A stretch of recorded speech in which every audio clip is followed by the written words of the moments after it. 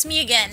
Because a big chunk of your work this semester will be spent completing a variety of case studies, I'd like to offer you a few tips.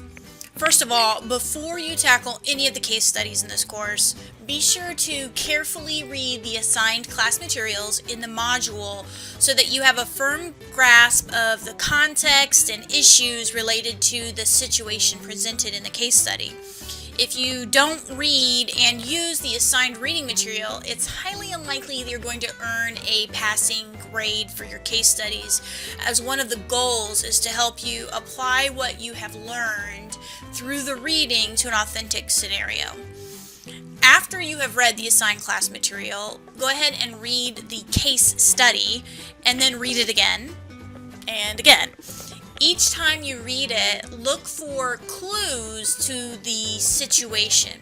Who is involved? What is your role in the situation? What's at stake? How might you influence the decision-making process or others involved in the scenario?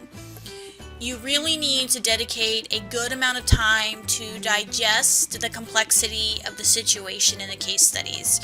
You may even wish to jot down some notes or brainstorm a little bit in order to break down the layers and begin to form your own ideas about the situation and issues presented.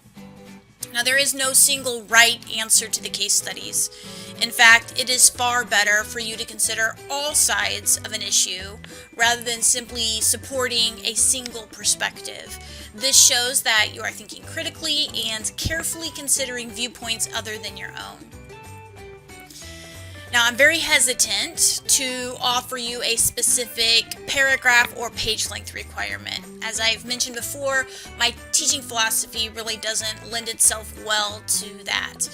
However, as this may be your first go at case studies, or you probably don't have a lot of context for fulfilling the requirements of such a type of task, I will offer a few specific tips for these assignments.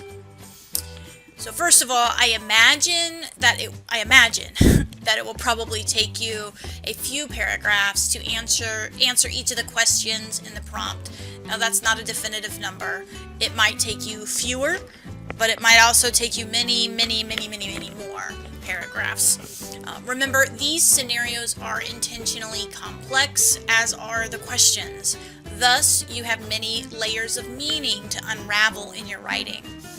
What you say and how you say it is far more important than how much you say. As you are just starting out in this course and probably aren't very familiar with my teaching style or expectations, I recommend writing more rather than less at this point. It's probably easier to remove excess content from your writing than add it at a later time. Like after you get my feedback, and you may have at that point forgotten some details from your reading. That being said, I definitely don't want fluff. Don't repeat yourself unnecessarily. Don't add filler to try to get to that fictitious minimum length requirement, which actually doesn't exist. Everything you say should add meaning to your argument. And bring in your own personal experiences to your response. We don't live and learn in a bubble. Rather, we bring to our learning a plethora of prior knowledge and experiences and assumptions, and we must meld those prior experiences with our new information. As one of our module readings, Pellegrino asserts, don't make this a personal reflective essay. However, that's not all it is. Your individual experiences as a teacher, an administrator, or a parent certainly do inform your understanding of the situations presented in the case studies, but so should your reading. Use the readings to defend your reasoning.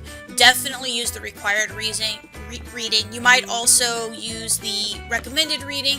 You could possibly even use other readings that aren't represented in the Blackboard course. But don't overuse quotations to support your claims. It's typically better to paraphrase the ideas into your own words. This makes it easier not only to synthesize sources, making you look much more informed, but also to maintain your own voice, further giving you credibility. Cite your sources using APA. Even those from the course itself, you still need to cite.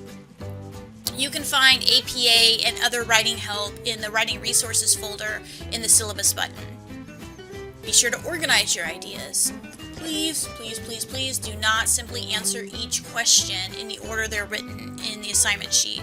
Instead, you should think about your central thesis or claim, and then organize your paragraphs around the reasons you are providing to support your claim.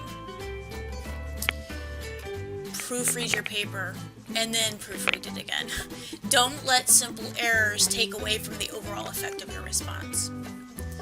Finally, if you're not sure what to do, where to go from here, whether or not you're doing it right, ask. Email me, call me, use the FAQ, do something. Reach out in some way to get some extra help, especially on those initial case studies, to ensure that you're on the right track. Remember, you are not alone in this process. And if you're still uncertain, use the Math and Writing Center to help you refine your writing craft. While this isn't a writing course per se, writing is the primary means of communication for us, and therefore it's imperative that you do it well. Now, I have full confidence that you're going to blow me away with your responses to the case study.